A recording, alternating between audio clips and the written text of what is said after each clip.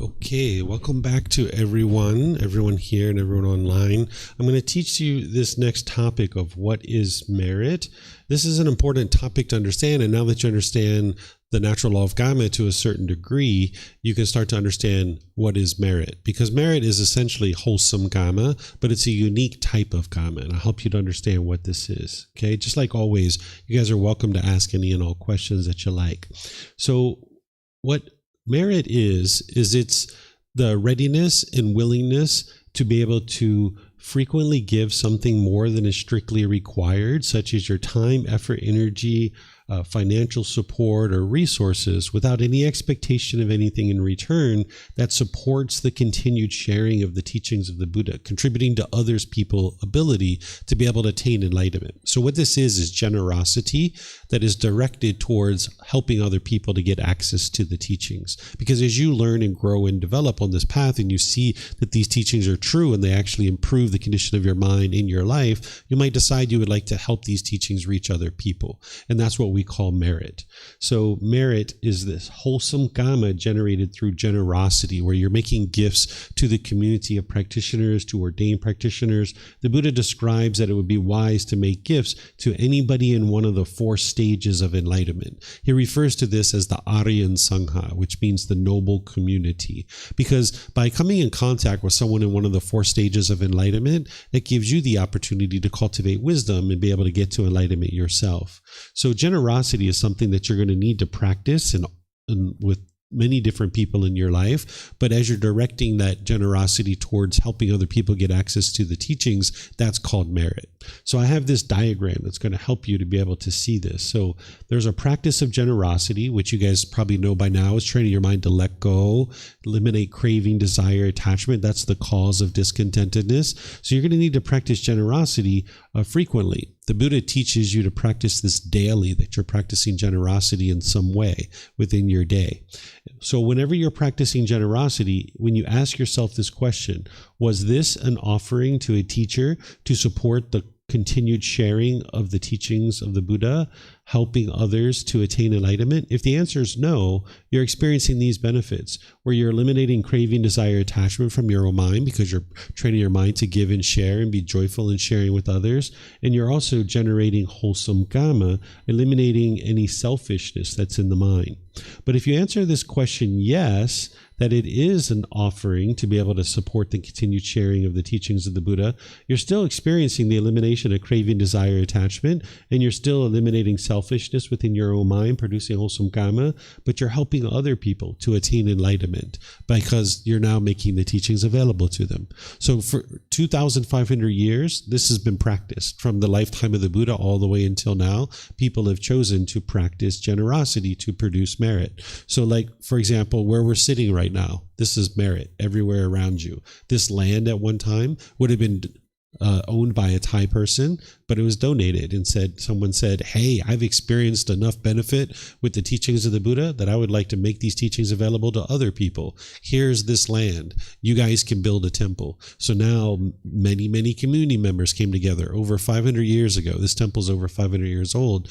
They came together over 500 years ago, started putting together resources to start building buildings, right? And start building the temple complex. And now that this building has been built, this particular building was built in 1972. Right? When we came here, this place was completely run down. It was not very well taken care of. So our community has fixed this place up. What you're seeing now is a community that came together over a period of 2.5 years, and they've decided that they would like to make this place better. So about 6 months, 8 months ago, we did a complete remodel of this entire classroom in order to revamp it. So at one time I had this really old beat up projector. We didn't even have the air conditioning in here. I used to be meditating and I could feel the sweat underneath my skin, kind of rolling down my body. But slowly but surely, people decided, let's put air conditioning in. And then people said, let's buy a new projector. Let's put some carpets here. Let's have this. this, or let's have that. And slowly but surely, this place has come together to what you see today. This is all generosity from students that came here, they learned, they benefited, and they were like, hey, there's going to be people after me that are interested in learning. Let me make this place a little bit better for them, right? So today we might call this paying it forward. Right? This is what some people refer to it as, that if you're benefiting from something, you might pay it forward so that other people can benefit from that same thing that you're benefiting from, but maybe in just a little bit slightly better way. So that's what merit is a way to help other people get access to the teachings of the Buddha. There's many different teachings and words from the Buddha about merit. This is just one of them. I'm going to share a bunch of them with you here. This is called an unsurpassed field of merit for the world. He says, monks, these 8 persons are worthy of gifts, worthy of hospitality, worthy of offerings, worthy of reverential salutations, an unsurpassed field of merit for the world. What 8? The stream enterer, the one practicing for the realization of the fruit of stream entry, the once returner, the one practicing for the realization of the fruit of once returning, the non-returner, the one practicing for the realization of the fruit of non-returning, the arahant, the one practicing for the realization of the fruit of arahantship. These 8 persons, monks, are worthy of gifts, worthy of hospitality, worthy of offerings, worthy of reverential salutation, an unsurpassed field of merit for the world. Okay, I'm going to pause here and explain to you guys what's going on in case you don't remember.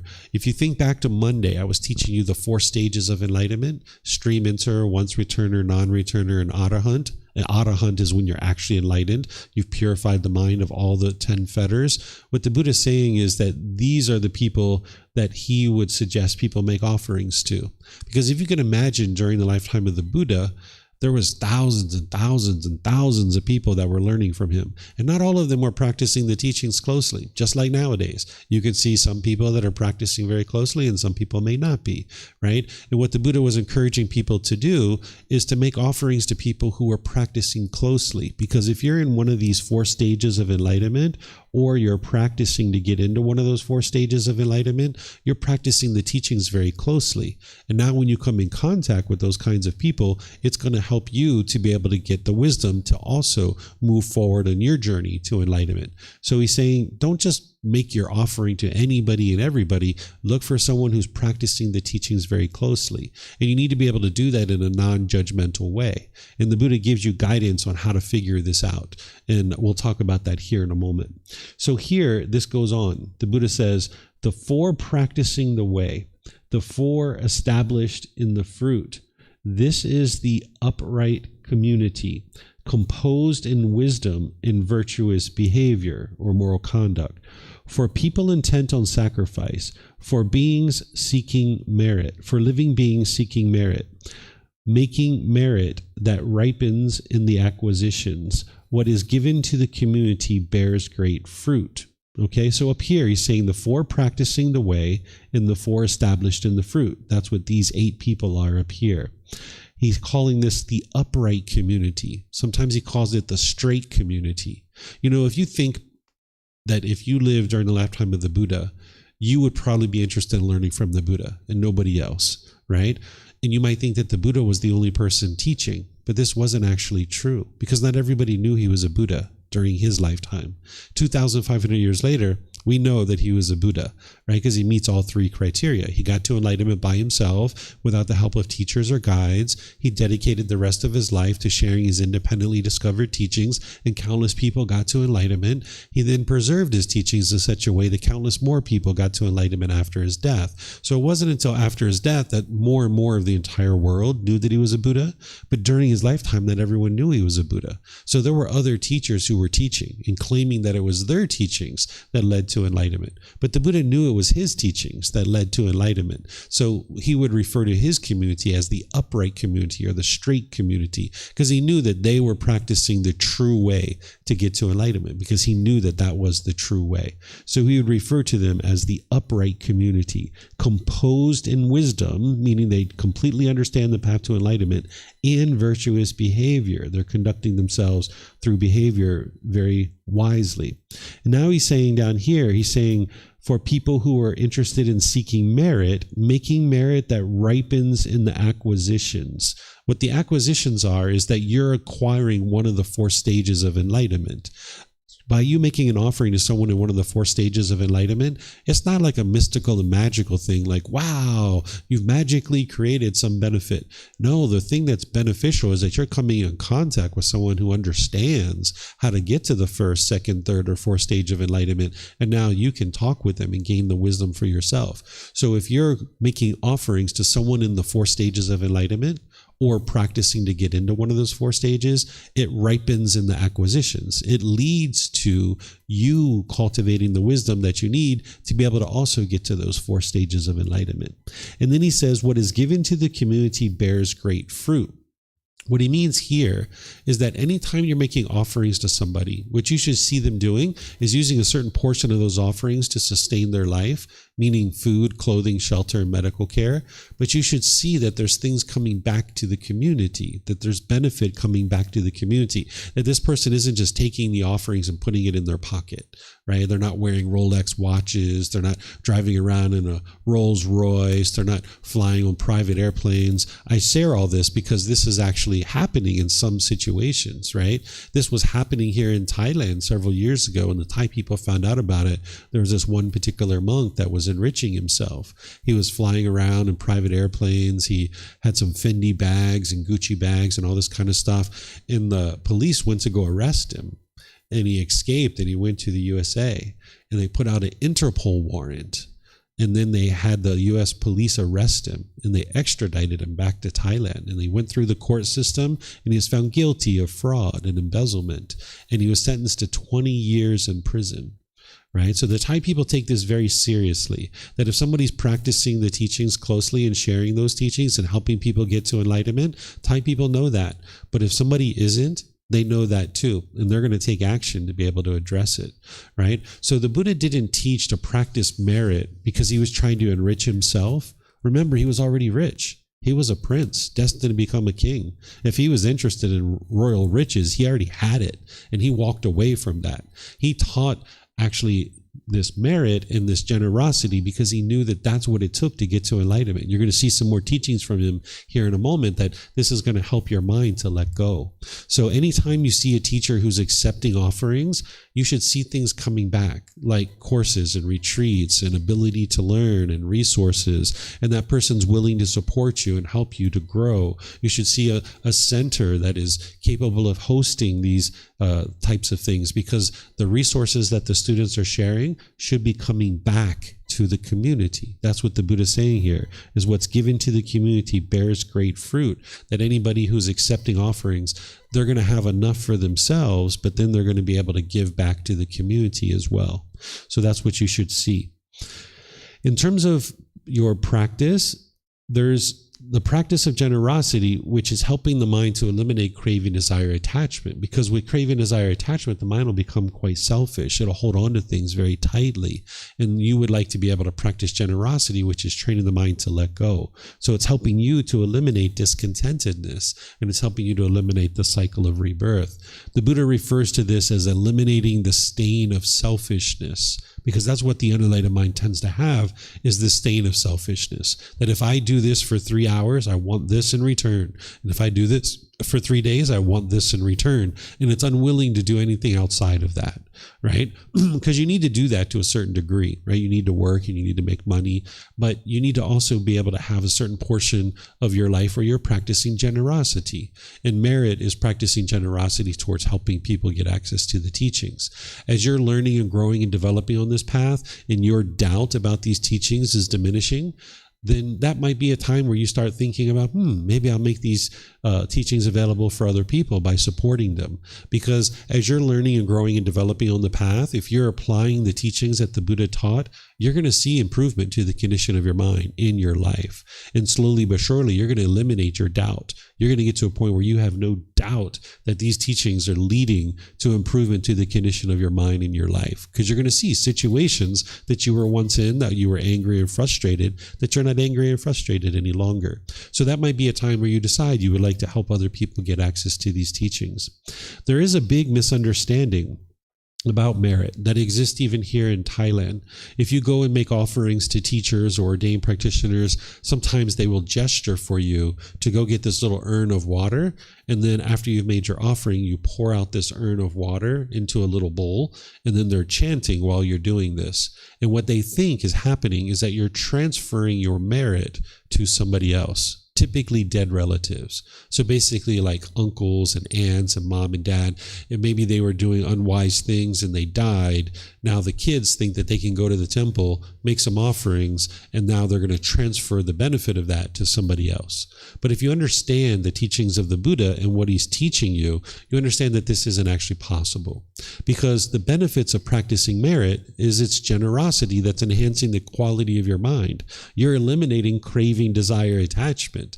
That's the benefit. And you can't transfer that to somebody else. It's impossible, right? And if you understand that merit is wholesome Kamma, you saw the previous talk that I gave where the Buddha was saying that you can't produce Kamma for other people. It's just not possible. If it was possible for us to transfer our merit to other people, then there would be 1 or 2 or 10 or 20 people that would just do all these wonderful things and then just start transferring it to everyone else and handing it out to everybody else. And this just isn't possible. So if you see that kind of thing, you understand that it's a misunderstanding. And I occasionally go places with students and monks will gesture for us to go get that. And we just choose not to do it. And they just understand. And they just continue to do what they're doing, right? So if other people misunderstand, then that's on them. But at least your practice, you understand that this is a misunderstanding. You can't transfer the merit to anybody else.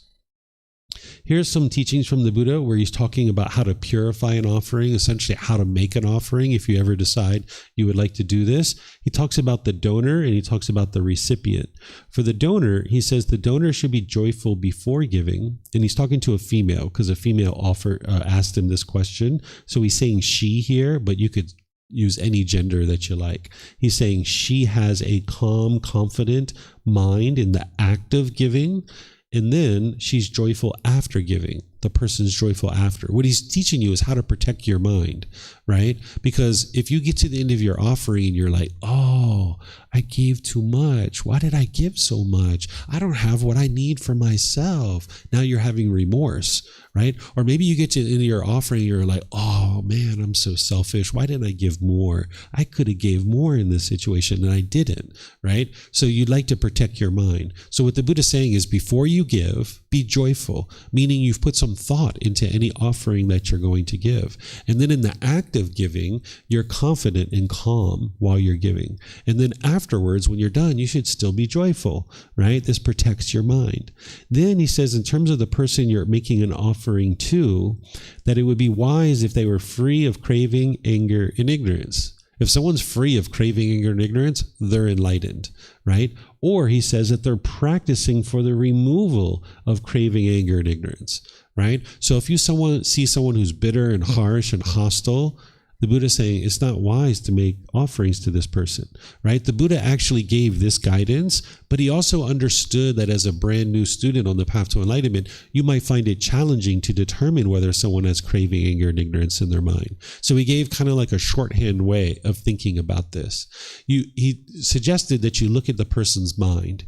And if you see that the mind is confused and distracted, that he calls it muddle-mindedness, that it's lacking concentration and focus, he's saying this person hasn't practiced his teachings very closely.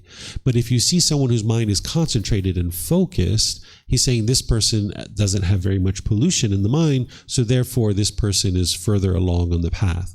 So it's important not to judge other people and look down on them, but you need to make wise decisions about where it is that you're going to share your time, effort, energy, and resources, right? Because you would like them to be beneficial. So if you're going to share your time, effort, energy, and resources, you need to make these wise decisions, and you need to look at a person's mind and decide, are they focused? Are they concentrated? Do they seem like they really understand the teachings? Are they actually practicing the teachings, right? Because you can go to some places and you can see teachers who are smoking cigarettes, that they're hitting animals, they're gambling, they're using profanity and things like this. And if you see teachers that are doing that, you know know they're not practicing the teachings very well, and you're going to see that their mind is muddled, that they're very confused, that they don't have focus and concentration. Again, you're not judging this person. You're not looking down on them, but you need to make wise decisions. This is called discernment.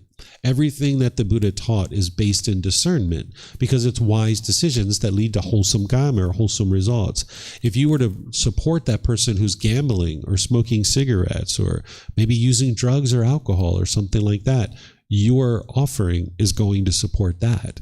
But if you see someone who's focused and concentrated, who's sharing the teachings readily, who's making the teachings readily available to people, then your offering is going to support that. So the Buddha is teaching you to be able to look at those things and make wise decisions, because there's going to be many people that you come in contact with, and you would like to make sure that whatever you choose to do to support people, that you're doing that in a way that's going to actually help people to get access to the teachings. Whereas if this teacher is over here using profanity, they're gambling, they're using drugs and alcohol, they're not helping people get to enlightenment. They're not even doing that themselves. How could they be helping other people? So in order to produce merit, you would like to make sure that the person that you're supporting, that they're actually actively helping people get to enlightenment, and you can see those qualities within their own mind. So this is what the Buddha is teaching you here.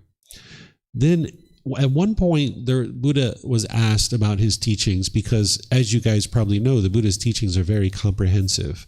There's what we have left of his teachings is 45 volumes of books that are this thick. This is what we have left, right? And there were other teachings that aren't in the Pali Canon. There's certain things that we know that just aren't in there, but we know what those teachings are, but they're just not in the Pali Canon. So that's what we have left. Right? He has these comprehensive teachings. At one point, a student came to him during his life and said, hey, can you just kind of like boil this down for me? Like, what should I be doing on a day-to-day basis to be able to get to enlightenment? Well, of course, you need to know these detailed teachings, but the Buddha said, okay, if you're looking to kind of focus on 3 important things that you could be doing on a daily basis to get to enlightenment, he said, practice generosity, improve your moral conduct, and practice meditation. This is called the way of practice. You'll see this in the teachings of the Buddha. Generosity is the giving and the sharing, and he talked about doing this frequently. This should be a daily thing. You should implement it into your day-to-day life in such a way that it's not so impactful, right? Like if you're on your way to the market and you're going to buy yourself some mangoes, toss some bananas in there for your neighbor. You know that you could give those to your neighbor. Or you're on your way to get a milkshake or something like this on a break from work. Well, if you have, 3 coworkers back at your office, bring them one too, right? Might as well, right? So you can practice generosity really easily. You don't have to go way out of your way in order to practice generosity. So the Buddha taught you to practice generosity daily, frequently. So if it was a matter of like giving $500 a year, once a year to an orphanage, or giving them $1 a day, you're actually going to see more benefit by giving them $1 a day because your mind has to let go more frequently. Where if you're only having to let go once a year, it's actually not as beneficial to your mind. So you'd like to be practicing generosity frequently all throughout your day. And there's many ways you can do it. Somebody drops their wallet on the ground. Sir, ma'am, you dropped your wallet. This is yours, right? You come out of your house and your neighbor has trash blown all over their yard. Just take 5 minutes and clean up their trash. You don't even have to tell them that they did it. Maybe they're on vacation. They don't even need to know. You just do it, right? Because you don't have any expectation of anything in return. So you would like to practice generosity frequently throughout your day. Then there's moral conduct. Moral conduct is improving the way you interact through your speech, your actions, and your livelihood from the Eightfold Path. Like I gave you that analogy that if there's an oil pipe that is spewing oil all over the world, you're not going to go clean up the mess first, right? You're not going to go clean up the pile of oil that's on the ground. You're going to shut down the pipe so it doesn't keep spewing oil all over the world. Well, if you're practicing wrong speech, wrong action, and wrong livelihood, you're still spewing oil in the world, right? And you'd like to shut that down as soon as possible. So the Buddha used to teach his students moral conduct right from the beginning. He would teach them right view and understanding the Four Noble Truths, and right away he would teach them moral conduct, even before meditation. As much emphasis as people put on meditation these days, he actually would teach moral conduct before meditation, right? Because as long as you're out there using wrong speech, wrong action, and wrong livelihood, you're just producing more unwholesome Kamma for yourself. So you need to shut that down as soon as possible. So he would teach you to improve your moral conduct on a daily basis. Then, on a daily basis, be practicing meditation. That you need to be able to practice the meditation on a daily basis, because that's what's going to help you to practice the moral conduct. Without the meditation, you're not going to be able to practice the moral conduct. So you need that mental discipline. And the generosity, in terms of producing merit, is what's helping you to learn the moral conduct and the meditation. If we didn't practice merit and support the teachings of the Buddha coming into the world, we wouldn't learn the moral conduct and we wouldn't learn the meditation. So this generosity is keeping you moving in the right direction towards enlightenment, so you can practice moral conduct and meditation, and your merit is helping you to be able to learn the moral conduct and the meditation. Okay, so this is called the way of practice. Some more words from the Buddha. This was very impactful when I saw it the first time, so I usually teach this when I'm teaching about generosity and merit. It's titled, "If Beings Knew the Results of Giving and Sharing." Monks, if beings knew, as I know, the results of giving and sharing, they would not eat without having given, nor would the stain of selfishness obsess them and take root in their minds. Even if it were their last bite, their last mouthful, they would not eat without having shared it, if there were someone to share it with. But because beings do not know, as I know, the results of giving and sharing, they eat without having given, and the stain of selfishness obsesses them and takes root in their minds. So what's this result of giving and sharing that the Buddha knows that other people don't know? It's enlightenment. It's the peace and the joy of the enlightened mental state. Basically what he's saying is, if people knew the peace and joy of the enlightened mental state, and it was generosity that leads to that, they would not eat without having shared it, if there was someone to share it with. So one of the things that we actually tend to hoard and crave and hold on to in the unenlightened state is food. Because we're human beings, but many of us are coming out of the animal world, and animals hoard their food. They don't share food. It's mine, mine, mine, mine, mine, mine, mine. So we tend to do that in the unenlightened state as human beings. But here in Asia, in other places, they tend to share their food, right? Even when you sit down with a family, all the food goes in the middle, and now we share it. Because if you're in a place like this, not everybody at the end of this meal is going to have a full stomach. But if we put all the food in the middle, instead of hoarding the food for ourselves, maybe we take 2 or 3 spoonfuls and put it on our plate, and now we eat those 2 or 3 spoonfuls, and then we take another 2 or 3 spoonfuls and we eat that, and then we take another 2 or 3 spoonfuls, and everybody's doing that. At the end of the meal, we've all got a little bit of food. We might not all be full, but we've all gotten a little bit of food in our stomach, right? So this is a way to share your food. So I suspect that at the end of each one of your meals, you're probably pretty full. You're probably not struggling for food. But here in Asia, they practice what I just described because some people are struggling to be able to afford food. But it also helps you to practice giving and sharing. So this is something that you can practice where you can give and share food. You can even do it like, say you're going into a restaurant, you can actually buy your friend some food. This is a way to actually share food, right? So that last bite of that ice cream, maybe that's like the one that is like really special to you and it makes you feel so good. Would you be willing to share that with someone else, right? So you would like to get to the point where you're willing to give and share, even if it was your last bite, your last mouthful. And that's going to be helping your mind to let go and practice generosity, okay? This is called the 5 benefits of giving. Here the Buddha says, monks, there are these 5 benefits of giving. What 5? 1 is dear and agreeable to many people. Wholesome persons go in large numbers to you, or 1. 1 acquires a wholesome reputation. 1 is not deficient in householder duties. With the breakup of the body after death, 1 is reborn in a good destination, in a heavenly world. These are the 5 benefits of giving. By giving, 1 becomes dear. 1 follows the duty of the wholesome. The wholesome, mentally disciplined monks always go in large numbers to 1 or you.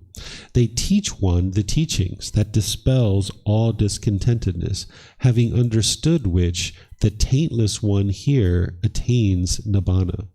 So these are 5 benefits. These aren't the only 5, but these are 5 benefits that the Buddha is talking about in this discourse. Remember, when you're giving and sharing, there's only one thing that you should have in mind, that you're enhancing the quality of your mind. You're not expecting anything. But the Buddha is teaching you the natural law of Kamma, because as you practice generosity and you see these benefits that are occurring, you'll understand that it's the natural law of Kamma, and the source of that is your generosity. So you shouldn't ever practice generosity with the expectation that these things are going to happen, because if that's the case, that's not generosity, and these things aren't going to happen, right? So you would like to just have one goal in mind, to enhance the quality of your mind.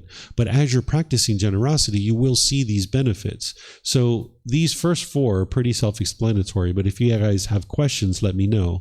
I'm going to talk about this 5th one for a moment, because oftentimes when you see the Buddha teaching about generosity or other teachings, he will talk about this rebirth into the heavenly world. Being reborn in the heavenly world is not ideal. That's not the ultimate goal of this path. It's not a permanent existence. Those beings are still in the cycle of rebirth, and they tend to be somewhat complacent, and they tend to not practice the teachings to be able to get to enlightenment and escape the cycle of rebirth. So they oftentimes are reborn into other realms. The same things that lead to enlightenment, if you fall short of that for any reason, there's the potential to be reborn in the heavenly world. So that's what the Buddha is sharing with you here. He's not saying your goal should be to be reborn in the heavenly world, or that's ideal, or that's what you should aspire for. This is where you need to be able to understand the totality of the teachings of the Buddha. Whereas if you just see a teaching like this, you might think like, oh, that's the goal. Maybe I should be reborn in heaven. But that's not the ultimate goal. So you need to understand the totality of his teachings and what he's actually teaching. Essentially, he's just helping you to see one aspect of generosity, is that there's the potential to be reborn in heaven. And the way that that occurs is it occurs because you have less craving in your mind, and now as a better and better human being, there's the potential to be reborn there. So the Buddha never uses any of his teachings to either guilt, shame, or fear you into learning his teachings, but he also doesn't dangle a carrot in order to try to get you to practice his teachings. Because remember, his mind's already peaceful. It's already joyful. He's just sharing with you the truth of the cause and effect so that you understand this natural law. He's not trying to convince you of anything or force you to do anything. He's just helping you to be able to see clearly what is this natural law. So what he's sharing with you here are 5 benefits, but they're not the only 5 benefits. And oftentimes he will put this last one in there because this is something that is possible, but it's not the ultimate goal. It's not something you would necessarily aspire for, because in the human realm, we have built-in motivation to get to enlightenment. In the heavenly world, they only experience pleasant feelings. And because of that, they tend to lack motivation and they're complacent. Here in the human world, we experience pleasant, painful, and neither painful nor pleasant. And we don't like those painful and neither painful nor pleasant feelings. So that tends to be our built-in motivation to get to enlightenment. Where in the heavenly realm, they don't have that. So that's why they tend to be complacent. And even with the painful feelings and neither painful nor pleasant, there's a certain amount of complacency even here in the human realm to be able to get to enlightenment. So even with that, the mind can sometimes be complacent. So here you'll see these sometimes, and that's why I put this in here, so you'll understand if you ever see him talking about the heavenly realm in relationship to generosity. Here's a teaching where he says, this is titled, Gifts of the Teachings is Superior Than Gifts of Material Things. Monks, there are 2 kinds of gifts, a gift of material things and a gift of the teachings. Of these 2 kinds of gifts, this is supreme, a gift of the teachings. There are these 2 kinds of sharing of material things and sharing of the teachings. Of these 2 kinds of sharing, this is supreme, sharing of the teachings. There are these 2 kinds of assistance with material things and assistance with the teachings. Of these 2 kinds of assistance, this is supreme, assistance with the teachings. So what he's saying is the very best gift that you could ever give to anybody is these teachings. Because if you could maybe press this button A, and your family would be angry and frustrated and annoyed and upset and stressed and have anxiety the rest of their life, or you could press button B and they would be peaceful and joyful for the rest of their life, which button would you press, A or B? which one would you press? A? Would you press A and let your family be angry and frustrated the rest of their life? You'd press B, right? Well, unfortunately, it's not possible to just press a button for other people to get to enlightenment, or even yourself. But what we do is we share the teachings, right? And then people have the opportunity to be able to learn them. So the Buddha is saying that sharing the teachings is the very best gift that we could ever give. But you might not be able to share them as a teacher, but that's what merit does, is it helps you to be able to share the teachings and give the gift of the teachings. And then here's the last one that I'll share with you. But before I teach this to you, let me help you understand what a Brahmin is, because the Buddha is going to talk about Brahmin here. What a Brahmin is that during the lifetime of the Buddha, there was a very strong caste system in place. And if someone was born into the Brahmin caste, this individual was considered a holy person. Essentially, today we might refer to this person as a Hindu priest. And these people were considered to be the ones who do rites, rituals, ceremonies, and worship. And all of us who were like commoners, we had to go to these people in order to pay them money in order to do a ceremony or ritual on our behalf. And we were supposed to go home and our life was going to get better, right? That we were taught that we couldn't improve our life. We had to go to these people, pay them money, and then they were going to do a rite, ritual, ceremony, or worship on our behalf, or prayer on our behalf, and then we're going to reap the rewards of that. Our life was going to get better. Well, of course, the Buddha saw that this was happening and this was occurring, and he knew that this isn't the way the world works, right? He knew that it was the cultivation of wisdom and you making better decisions that's going to lead to improvement in your life. So while this was going on, the Brahmin, while they were doing rites, rituals, ceremonies, and worship, they also taught a certain amount of moral conduct to a certain degree. So sometimes they would come to the Buddha and they would actually be students of the Buddha, and they would learn from him. So here, this one is titled Mutual Support Between Monks, Brahmins, and Householders. Monks, Brahmins, and householders are very helpful to you. They provide you with the requisites of robes, alms food, lodging, and medicines in time of sickness. And you monks are very helpful to Brahmins and householders as you teach them the teachings that are good in the beginning, the middle, and the end, with the correct meaning and wording. And you proclaim the spiritual life in its fulfillment in complete purity. Thus, monks, this spiritual life is lived with mutual support for the purpose of crossing the flood and making a complete end of discontentedness. Okay, so what he's saying here is that there's this mutual support. This is something that the Buddha built into his teachings very early on, and he left it this way intentionally. Because if you learn how to get to enlightenment, and let's just say you had a job on the side, you might actually focus on that more, right? And you might actually be in such peace and such joy. Why would you be motivated to share the teachings with anybody else? But the Buddha taught for the students who were learning the closest and who understood the most and had the deepest wisdom, that he taught them to let go of worldly life and just dedicate time to sharing the teachings with others. And now you'll have deep wisdom about what it takes to actually get to enlightenment, and you can share that with other people. And then for those people who are learning those teachings, if they would like, they can support the teacher. In this way, there's this mutual support that essentially this teacher is not going to eat unless they share the teachings, right? So that's a choice that that person is choosing to make, but that's the way the Buddha set it up, that now these teachers are coming in contact with students on a regular basis because they're going to need to eat, they're going to need to have clothing, they're going to have shelter and medical care and things like this. So if they are interested in acquiring those things, they're going to need to come in contact with students in order to be able to share the teachings. So there's this mutual support, that the students are supporting a teacher perhaps, and the teacher is supporting the students to be able to grow and develop in life. Everybody's becoming wiser. Everybody's practicing generosity. Whereas if, say, a teacher had a price on their course or their retreat, in this situation, they're not understanding the need to practice generosity. That if I put a price tag on my courses right away, I would be blocking a certain number of people from coming to be able to learn with me. And those disadvantaged beings that were having trouble with money, we might actually say that they're the ones who actually need the teachings the most, because they're struggling the most in the world, that they can't even maybe buy food and clothing and shelter and medical care for themselves. That if I put a price tag on my courses and retreats, right away way, those people can't come and learn with me. But out of loving kindness and compassion for the whole world, and a teacher that understands that students need to practice generosity, you wouldn't put a price tag on your classes and courses and retreats, because that way it makes them available to everybody, right? So a teacher who's teaching with love and kindness and compassion for all beings, interested in making their teachings available for everyone, who's focused and concentrated, the Buddha is teaching you this is the kind of individual to support.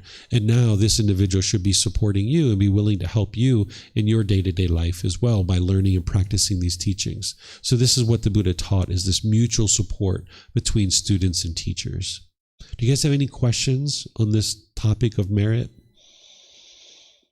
Let me see if anybody online has questions. Okay.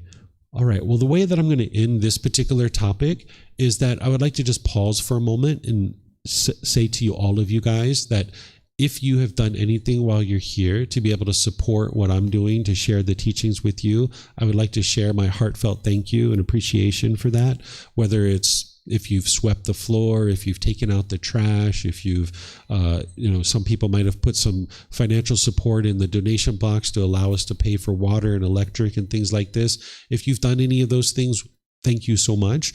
But if you haven't, that's okay too. That I don't have any expectation of receiving support from students. I'm here to share with you no matter what. I have no expectation. I don't want anything from you. I don't expect anything from you. Of course, there's students who do support what I do, which makes me able to support countless people around the world. There's actually people in remote islands off the coast of Africa who have written me emails, and they say, David, we don't even have a library on our island, but I have the internet and I was able to download your books. Thank you so much for making these available to me. Or I've had people that live off of $50 a month in like rural tribes or villages that are learning the teachings of the Buddha. Those individuals, they're getting the teachings through YouTube, through Facebook, through the books and PDFs that I share. And the only way that I'm able to do this is because there are people who do choose to support what I do. So I'm always appreciative whenever somebody does support what I do, but I never have an expectation that they will support me, because that way I can support countless people. And I help everybody equally in the same, no matter what. Whether somebody supports what I do or not, I still share the teachings with them in the same way that I do everybody else. So I'd like to just say thank you to anybody who's helped me or supported me, even if you're on the internet. And if you've supported me in any way, I really appreciate your support, because it allows me to be able to help countless people in the world. So thank you so much for any generosity that you might have shared. I really appreciate that. So what I'm going to do here is share with you continued support, that you can continue to receive support on the path to enlightenment, because obviously in 5 days, nobody's going to get to enlightenment, right? It's going to take more than 5 days. So there's additional support for you beyond just what we've been covering in these 5 days. You can get books, audiobooks, videos, podcasts, and quizzes, all available from our website. If you go there, you can access all of these things, and it's available for you at no cost. There's in-person and online classes, courses, and retreats. And again, that's available online. I teach here in Chiang Mai, but I also travel around the world and teach at different places. And whenever you see me teaching anywhere, it's always no cost. Whenever somebody brings me to a certain area to teach, I make sure that they are offering those teachings at no cost, that they're not charging anybody for that. So usually somebody will support me to come to their local community, and then they will set up classes, and it's available at no cost. So if you ever see me teaching in person, you're always welcome. Online classes, you're always welcome. So you can access all of that from our website. There's 2 ongoing in-person and online programs. There's the group learning program, which meets each Sunday and Wednesday at either 9 a.m. or 9 p.m. And what we do in that is each Sunday, I do a talk in this book. Over a 7-month period, I cover this entire book over 7 months. And then on Wednesdays, I teach meditation and chanting, and I open up to any and all questions that you guys have. And I actually meditate and chant with you guys on Sundays and Wednesdays. So this is a great program that you guys could easily go into. The first 2 months of that program is essentially this course. And we just restarted that program. So if you guys went into that Sunday, Wednesday program, you would basically be right where you are right now. And then you would continue on from there and learning more. If you are comfortable and you would like to either go to that program or this other program, you could actually go right into this other program. Even from this program as well, you could move right into the Words of the Buddha, the Pali Canon and English study group. That meets each Saturday at 9 a.m. and 9 p.m. And what we do in that program is we go volume 2 through 13 over the course of a year and a half. We explore all the teachings of the Buddha. Where the group learning program is developing a solid foundation, the Pali Canon and English study group is kind of filling in the framework and helping you to more fully flush out all the teachings of the Buddha using the original words of the Buddha. And that's on Saturdays at 9 a.m. and 9 p.m. Then, as you're learning in all these classes, courses, and retreats, and you're studying these books and videos, podcasts, and quizzes, you're going to need personal guidance from time to time. Because it's one thing learning in a class like this, but it's a whole other thing relating it to your life. Like the question you asked about yoga and music. You're going to have these things. You're not just those that are more general, but you're going to have very specific things, right? There's a particular student that you're challenged with, or maybe a particular relationship that you're challenged with. And you can get personal guidance. If we're in the same town, you can just send me a message and we can meet together. We can meet at the temple. We can meet at a smoothie shop, a restaurant, a park, a library, wherever you'd like to meet, we can meet, right? If you're traveling, you can actually go to our website and schedule online, and we'll actually meet in Zoom one-on-one, where I'll be able to help you there. And there's an unlimited number of these that you can schedule. You can schedule, and I will sit down and help you on a one-on-one basis, showing you how to take these teachings and applying it to your day-to-day life. So it's learning in class is one thing, but applying it to your day-to-day life is completely different. And that's where you would like to have that help. It's available for you. And again, that's available at no cost. Then we have a Facebook group, which if you would like to post in there, I will answer your questions. There's nobody else answer your questions there. Other people might ask follow-up questions, but it's kind of like an online classroom where someone will ask a question and then I will reply. And then sometimes people will ask questions. One of the ways that I've also seen people use that is they might get in there and look at other people's questions. And then you learn from the questions that they have, kind of like in a classroom environment. So you might decide to jump into our Facebook group to be able to learn from other people's questions, but then also to ask questions yourself. There's essentially 4 ways for you to get help.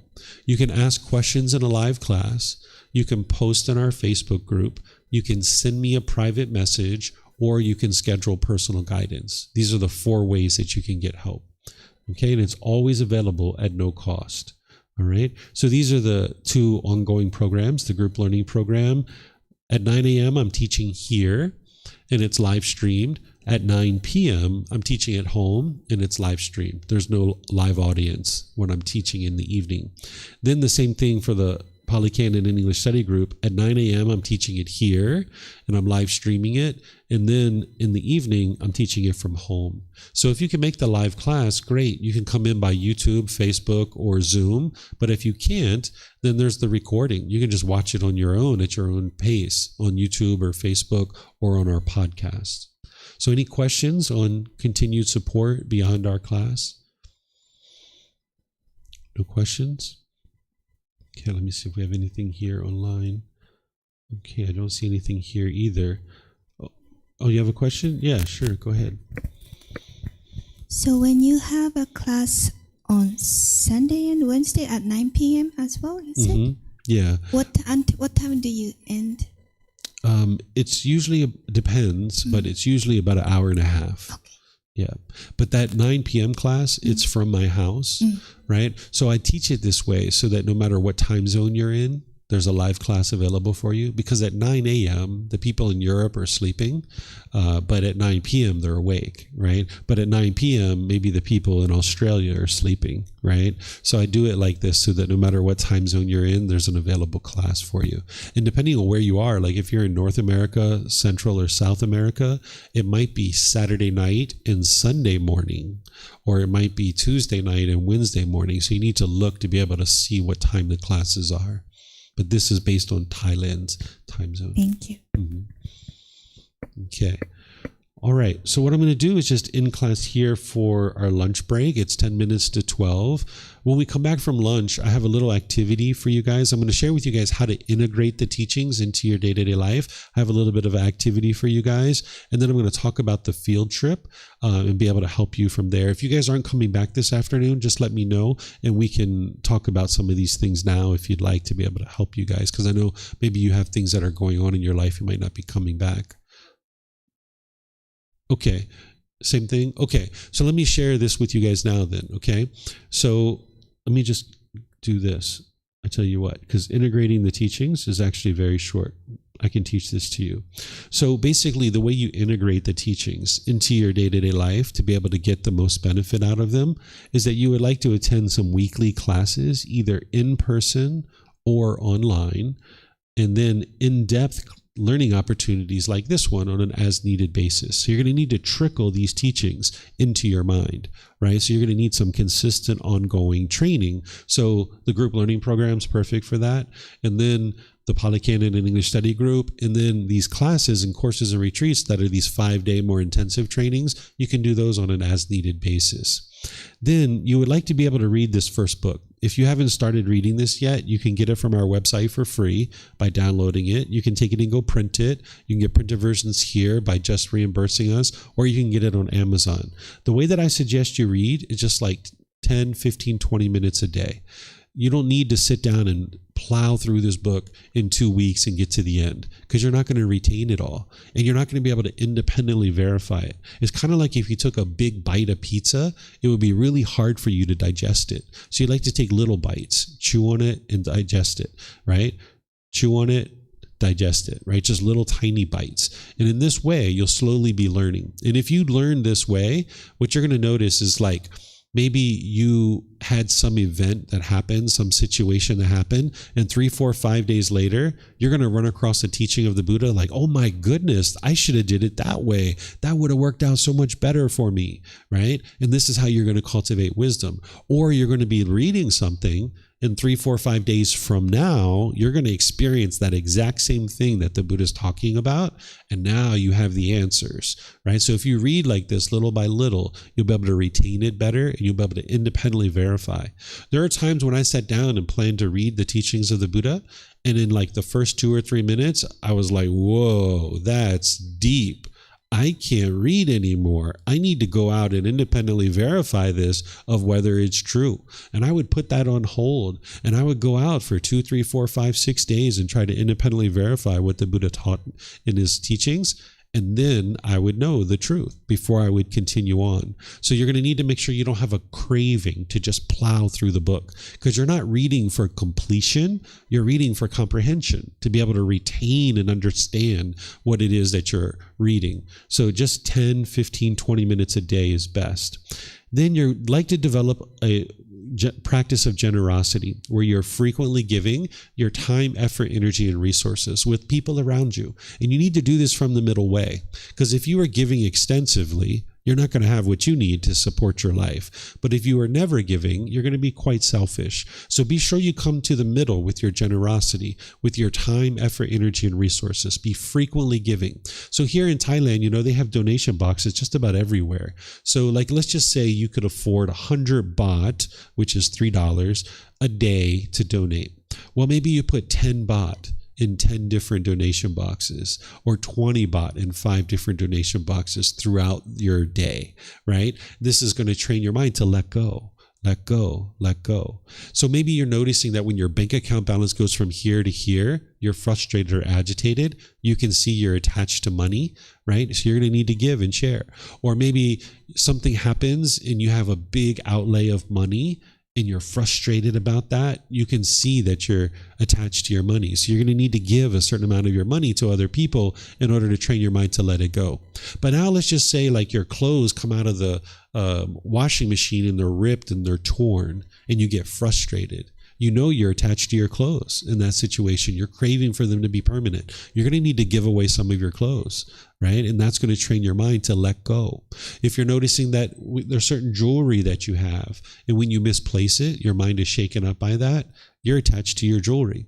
You're going to need to maybe share it with other people. Let somebody you trust wear it for a period of time. Maybe you can't afford to give it away, but you can let people wear it, right? Or maybe you can give it away. Maybe it's not very expensive jewelry and you can give it away. This is going to train your mind to let it go, right? So whenever you see your mind's becoming discontent, there's something you're attached to. And if it's a material object, it becomes easy for you to share that. At one time, I noticed my son was attached to popcorn. He was eating lots and lots of popcorn. He would get so excited and he would get angry if he didn't have popcorn. So we made a bunch of popcorn and he went around the village and he gave it out to his friends, right? And this was a way for him to let go of the craving for popcorn. We gave him little bags of popcorn, right? So you can practice generosity frequently. Then there's the practice of the moral conduct. You would like to be working actively every day to improve your moral conduct, your speech, your actions, and your livelihood. This is going to help you to shut down that oil pipe.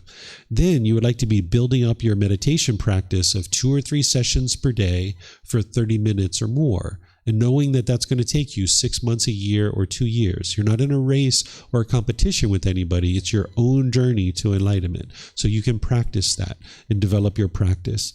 And then as you need help, gradually seek help and guidance from a teacher. Over time, as you need help, reach out to somebody and get the help that you need. Because you're not a Buddha. You're going to need help from somebody else.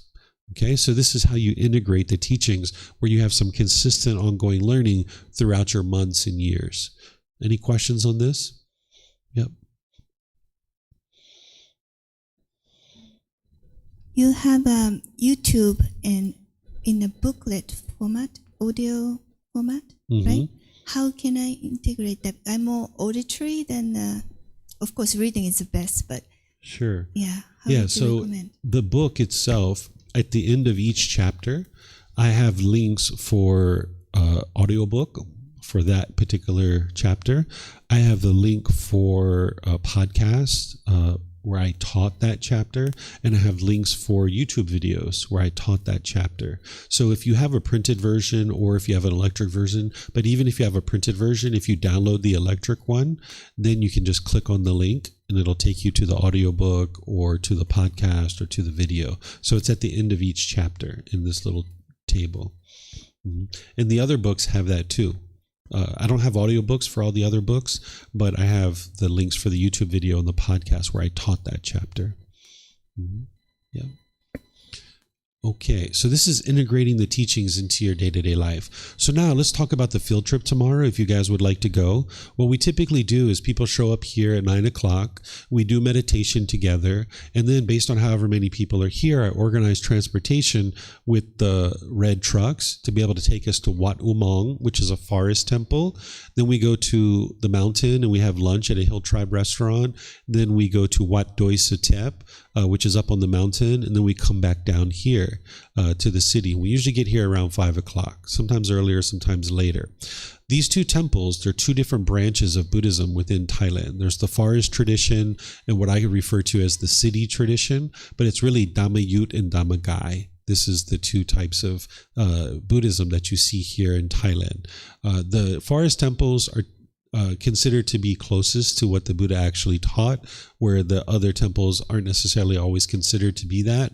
So visiting these two temples on one particular day, you can see the artwork, the architecture, the symbolism. You can kind of have the temples can kind of come to life for you, rather than just like, oh, that's pretty, let me take a picture of that. It actually has real meaning for you. Because here in Thailand, if say you're from Chiang Mai and you go to Phuket for a holiday, you're going to probably visit a few temples on your holiday, where we might visit Disney World, or, we might go to something like this. Thai people go to temples, right? And if you go into a temple you've never been to, if you understand the artwork, the architecture, and the symbolism, it kind of speaks to you. It's like the walls speak to you. So that's what I'm going to do. Is it's kind of like a classroom without walls. We're going to walk around the temple, and I'm going to teach you the artwork, the architecture, and the symbolism that you're going to see at these temples. So that then when you visit temples in the future, it'll have more meaning for you. And we're going to eat at the restaurant. They have a very thick menu. They have meat dishes, vegetarian dishes, vegan dishes, anything that you would like, they have it available for you. And if there's something that you would like that they don't have, I've seen them go get it for people. So that's something that they've done. They take really good care of us. So we'll eat there. And then, like I mentioned, we'll be back here around 5 o'clock. And typically what the students do is they share the cost of the song tao, of the red truck, which ends up being between 200 to 300 baht per person. And then there's entrance fee for the temples. So if you have like 600, 800, maybe 1,000 baht in your pocket, you'd be completely fine. How much money you spend is up to you. But that's typically the way we do it. And it turns out to be a really nice, wonderful day where you get to meet different people, because there'll be people here that are in the class, but then there'll be other people that might join us as well. Now, I've looked at the weather forecast because I've been doing this for many, many years, 7 years, and I've never had a temple tour rained out ever. But you know, we know impermanence, right? It's only a matter of time before this occurs, right? So there's a 65% chance of rain tomorrow. So if it's raining tomorrow, or if it starts raining while we're here in the morning, I have a backup plan. So there was a student at one point that followed me around and videotaped the entire tour. So I have that. So if for some reason it's raining and we can't go on our tour, we can actually still do the tour from here, because I have a video where the student actually walked around, so we can still do it. So that's our plan for tomorrow. Do you guys have any questions? Mm-hmm. And I apologize for those of you online that the technology hasn't advanced enough that you can actually come with us on the tour. But as you just heard me share, the tour has been videoed, so you can actually go to our YouTube channel and just search for Buddhist tour, and it'll come up. One is, I'm busy till about 10:30 tomorrow, so I was wondering, is there a way to join you guys at Wat Umang, for example? Sure. What time do you think? Maybe? Yeah, we're not going to leave Wat Umang until about 12, maybe 12:30. So you could join us at Wat Umang. Okay. And if you're coming, let's just say you get there around 11:30, we'll probably be in the area where the tunnels are. Right, if you know where the tunnels are, you can meet us right in that area. Okay. And the other question was, I'm guessing we can use our own transport if you want to, right? Mm-hmm. Yeah. Okay. If you're not interested in the sharing the transportation, you can use your own transportation. Okay. And depending on how many people show up, because right now it's kind of like a low season. Right. If there's just a few people, I usually offer to drive my car. And we just get into the car, and then we don't have to pay the transportation fee. But if there's a large number of people here, we usually just share the transportation fee, or at least the students do. Okay. And then if it rains, we can also just wear raincoats, right? You could, yeah. I've been on the tour before where it started sprinkling, but I've never had like a pour down, massive pour down or raining. But, if we were like in the restaurant and it was pouring down for 20 minutes, no big deal. Then when it's done, we'll just go on our tour, right? We could do it that way. So we'll see. Like, I've never had to cancel going on the tour, but I have this backup plan just in case, but I've never actually used it before. But I just give you guys the heads up because it has been raining quite a bit.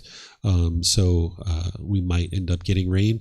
And then if you're curious if we're actually on the tour or not, you could send me a message. I probably won't reply right away. Or if you have a friend who's at the tour, you could find out that way too. Okay. Thank you. Yep. Okay. So since this is it for today, you guys have a wonderful rest of your day, and perhaps I'll see you guys tomorrow. Okay. All right. Thank you so much. Mm-hmm.